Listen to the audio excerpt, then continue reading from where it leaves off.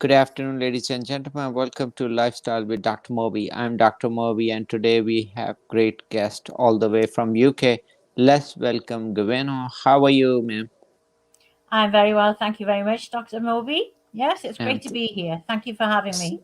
and thank you. It's been pleasure meeting somebody all the way across. And we were talking a little bit offline that, she would do so many things, which I actually also do. And it's always great to connect with somebody who has very similar thought process here.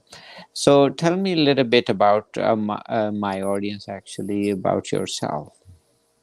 Well, I do a variety of things, and Mm. every day is different.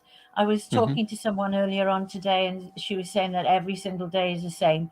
And I thought, I don't think I've had one day in my life when it's been exactly the same as any other day.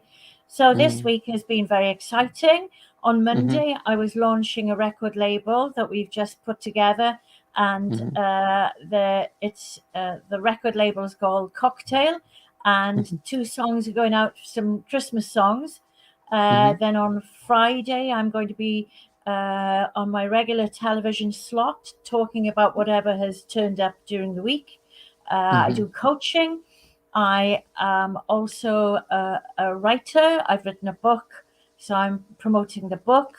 And Mm-hmm. I do a lot of public speaking coaching.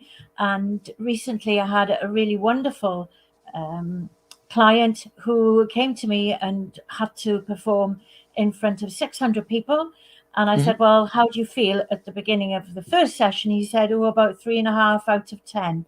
And at the Mm-hmm. end of the second session, he said he felt 9 out of 10 confident. So every single day is different, and every single day brings some new joy and a new experience. So I love every aspect of my working life. And I do lots of podcasts as well. Okay, very nice, very impressive here. So also tell me, how did you start doing all this? When was that you realized that you enjoy more of this? Well, I started broadcasting back in 1979, and Mm-hmm. I went to college to be physical education teacher, but had to Mm-hmm. change the course after one term because I Mm-hmm. had a knee condition called chondromalacia patella, which you may be Mm-hmm. aware of as a Yeah, physician. yeah. And I was told then if I didn't change course that I would be walking with a stick by the time I was 30. And I didn't particularly fancy that. So I changed the course I was on, ended Mm-hmm. up being a drama and Welsh teacher, and Mm-hmm. didn't want to really be a teacher. So I went off to Belgium to be an au pair, and I stayed there for 5 years. And I started broadcasting in Mm-hmm. Belgium because Mm-hmm. the job I had as an au pair was advertised on the radio. And they obviously Mm-hmm. then wanted to talk to the person who had got the job, and I was that Mm-hmm. person. And I suggested to them, I said, would you like me to send you stories about things that are happening here in Belgium? And they said yes. So that's Mm-hmm. how I started broadcasting. And then when I started singing in Belgium. I was performing with the English Comedy Club of Brussels. We did music hall, and that's when my performing really started.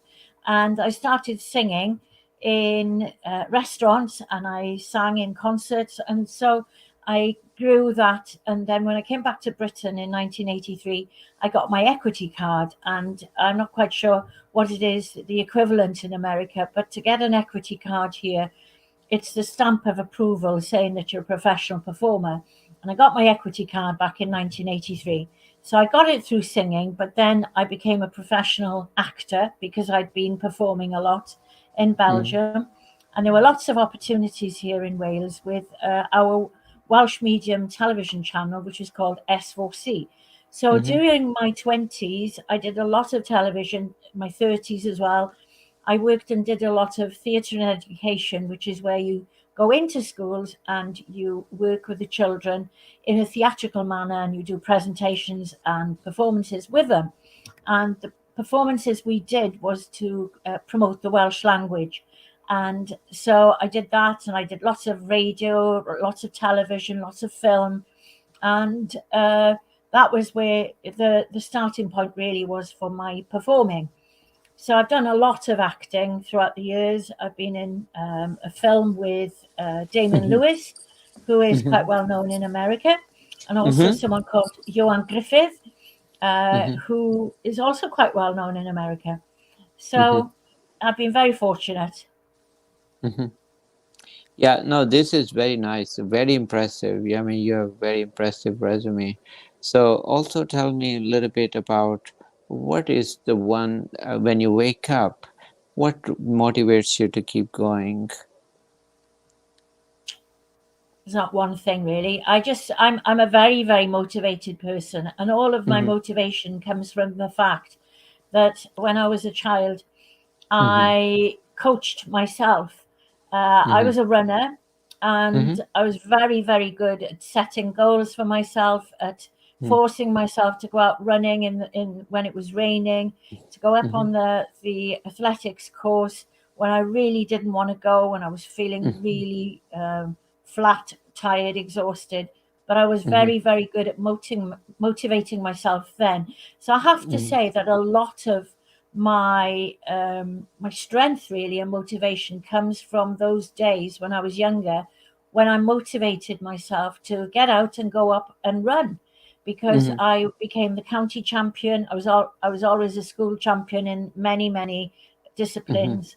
County Mm-hmm. champion in the 400 meters, inter-county champion, went to the Mm-hmm. national sports. Mm-hmm.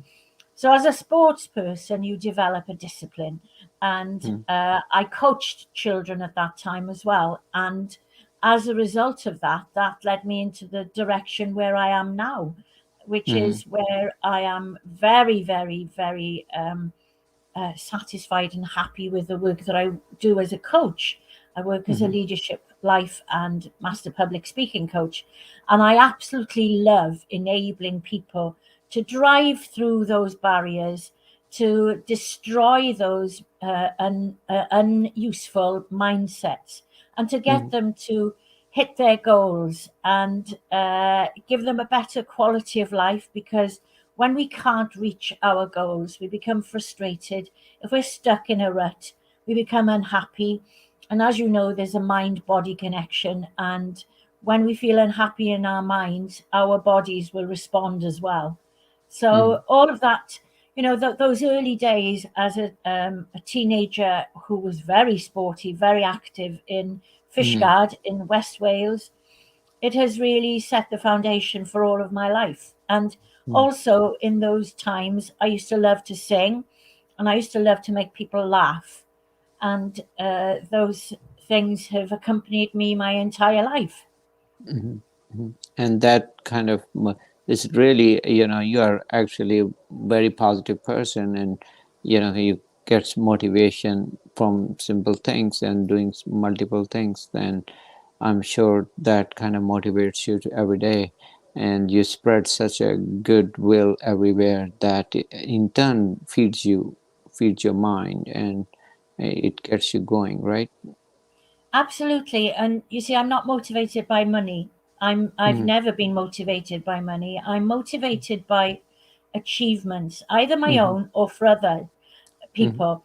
And I believe very much that we need to give back when we can. And Mm-hmm. I'm mentoring and coaching a young man called Fidel Wabenga in a refugee camp in Kenya. And if Mm-hmm. anybody out there has any spare funds and they'd like to help with this project, then that would be wonderful, because Fidel is very, very active in creating uh, projects with music, with dance, with all sorts of films, creative projects for the young children who are in um, the refugee camp there in Kenya who have nothing. They have so little, yet Fidel is creating these projects to give them a reason for existing and for living.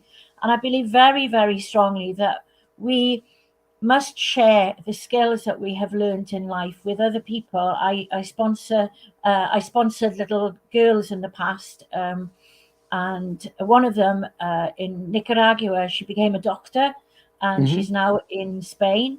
I sponsored girls as well, one in Southeast Asia, and Mm-hmm. another one was in Peru. Um, I believe that we still live in a very patriarchal system. And for that reason, I decided to sponsor girls because they're not as valued as men are in some areas. For example, China, when they Mm-hmm. had the one family, one child Mm-hmm. policy, lots of female children were left on mountainsides to die. And Oh, in that's some countries, I don't know if you're aware, but in some countries, when they find that the mother is expecting a daughter, they will choose an elective abortion. So I feel mm-hmm. passionately about the development of women and have done my entire life. And I work a lot with women Mm-hmm. who are just under the glass ceiling level, which is there may be senior management and they don't quite understand why they can't get to those senior roles. And a book that I wrote, which is called Stand Up and Sock It to Them, Sister, Funny Feisty Females. And what it was really was a deconstruction of the glass ceiling through the prism of my passion, which is women in comedy. But the glass ceiling is an invisible set of structures Mm-hmm. which is exactly the same in medicine, in politics, in Yeah. comedy, in education, in architecture, whatever. It's exactly the same wherever you are. It was just through um, my passion of women in comedy.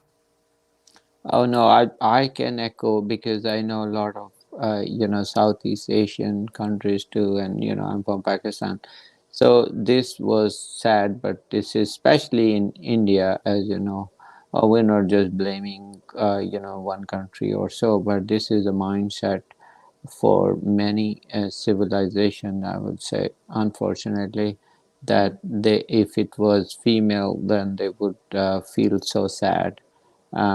For some reason they don't value all the I, it boggles my mind to understand Mm, that human generation men cannot reproduce. Okay, yeah, so female can reproduce and then continue the generation. Yes, of course need men to do, but let's say if the man dies, still female can give birth and then carry the humanity, right?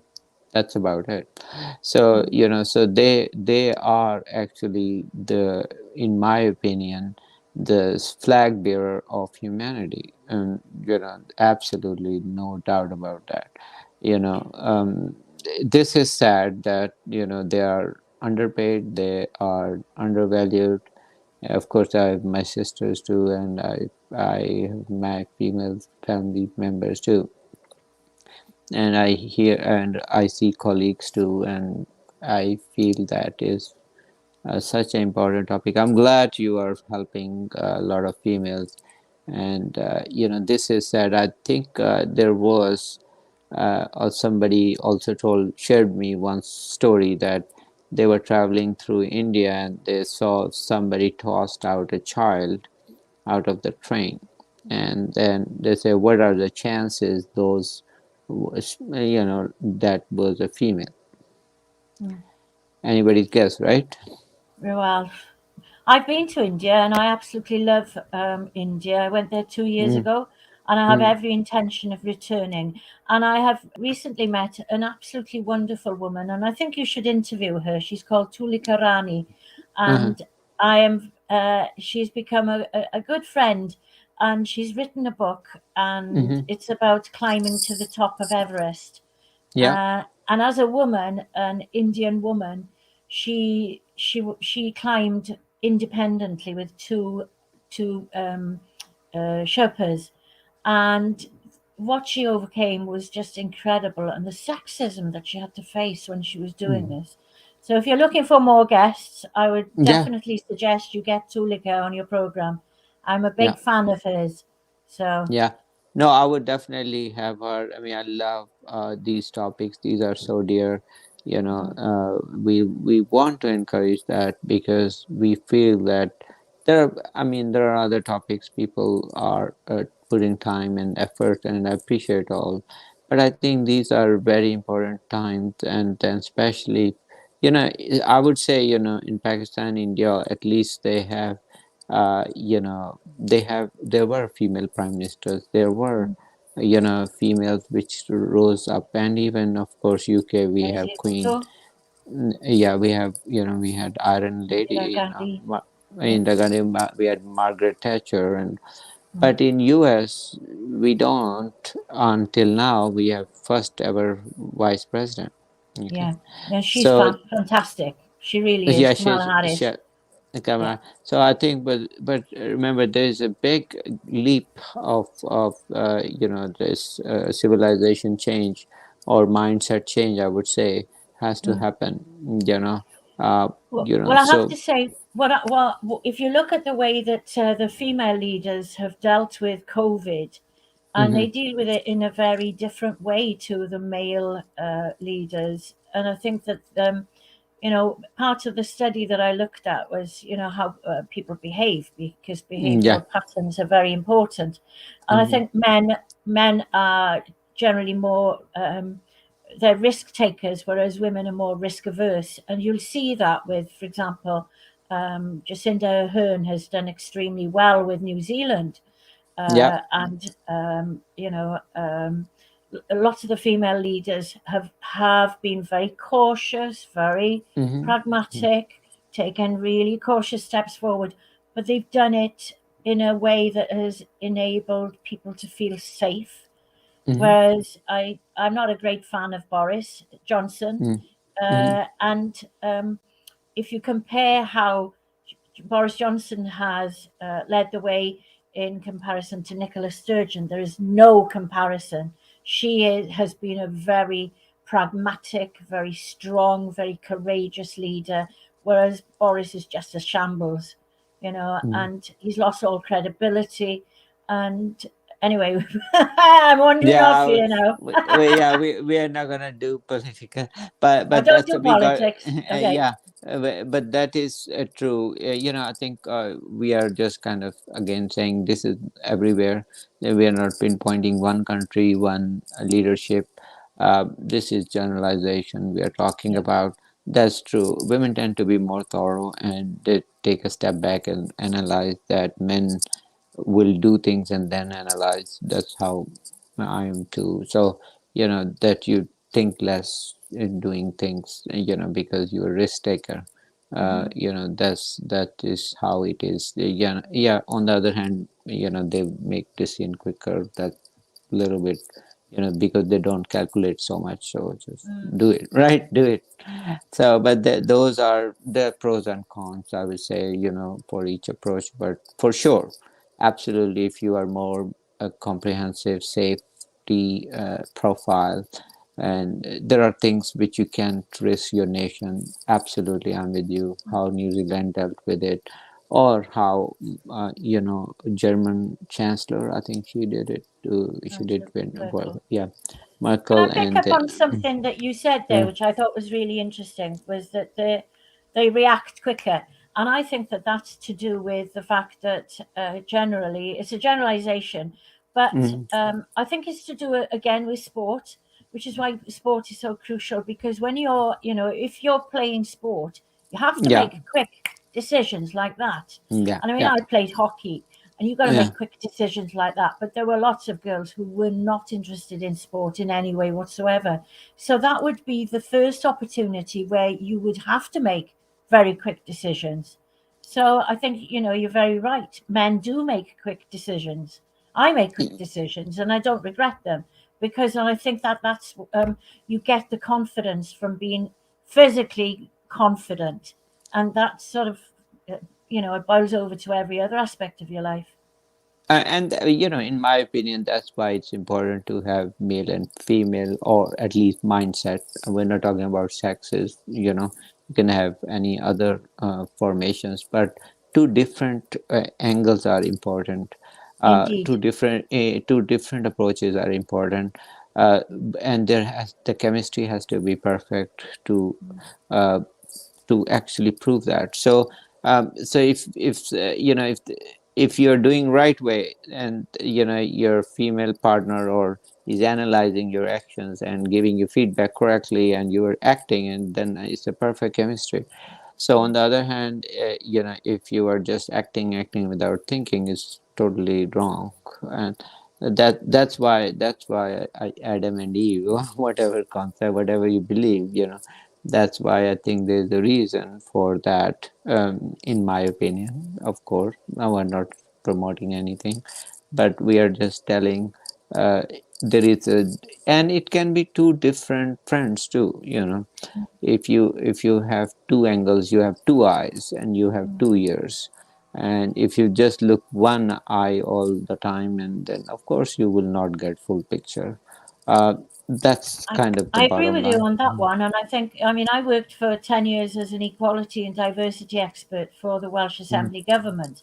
And I mm, think that, can I pick up on what you said, which was really important, which is another person's perception? Because yeah. unfortunately, when we have a white supremacy in society, we're only going Mhm, to get one vision. We do not hear anybody else's opinion. We do not feel what it might be like to be a Muslim or to be a Jew or mhm, whatever. So yeah. I believe passionately in diversity and Mhm. equality of opportunity. And then that is, it is human existence. Mm. So everybody is different, and which is normal. The variation, the colors of rainbow makes it rainbow. Okay, so you can be, so this is, if you have that vision to see the rainbow, so then you will see the rainbow. But if you can only see one color, or you could be colorblind, then that's fine. There's nothing wrong, but then that's all you can see. So it is your depth and perception, and it is your, so what benefit you will get? You will get a lot of benefit, because you will get where nobody will go, in terms of everything, progress, so many things, name it, so many different religions, people, they differ, but they, if they share, and then they make, I see those are the one which are inclusive, they make a lot of progress, and they go to the next level, amazing. But I think that's one of the strengths which US has, is here we have so much diversity. Of course, certain parts we don't as much, but we have, generally speaking, and they're welcoming. I'm from Pakistan, but there are other nations too. I get to work with all kind of people, and if we work and if we produce, you can actually take to the next level very easily. It all comes down to, it doesn't matter, whichever, whenever you include things, you actually gain 100 times back.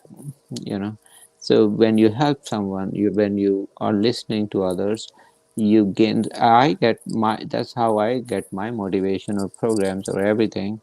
My songs, everything is by listening to all people, um, different thought process. Many times I'm discussing, like I'm talking to you, and I get an idea that will be my next project. But this is how is we have to value everybody. That's in my opinion. That's how I operate. I do as well, and I treat everybody in the same way, whether they're a bus driver, a cleaner, Mm-hmm. someone who Mm-hmm. works in a shop, or a prime minister. I treat everybody in the same way as I'd like to be treated. Mm-hmm. It's just common respect, really. Yeah. And we, until they are disrespectful to me, and then I will be Then that, yeah. disrespectful to them as well. But Yeah, that's a generally, different. I try and keep away from people who are disrespectful to me, because you don't need that sort of Yeah. unpleasant vibration in your life, really. Not really. But thank you for coming to our show. So tell me any final thoughts or message you have for our audience. Well, all I can say is give with an open heart. Don't Mm-hmm, expect anything back. And mm-hmm, if you do, then that's a very joyous experience. But always give without expecting to have anything back, because that's the only way to do things. Be kind. And my long time life motto is, if you fall off the horse, get back on it as quickly as possible before it rides off into the dust, which means mm-hmm. basically never give up. I never give up. Very nice, very nice, and very impressive. And good luck to your future venture. You're doing a phenomenal job, putting so much positivity all around. I love Thank you. your energy and pray that you keep doing for many, many years to come. Thank you for Namaste. coming. Namaste. Take care. Salam and take care. Salam. Okay. Okay.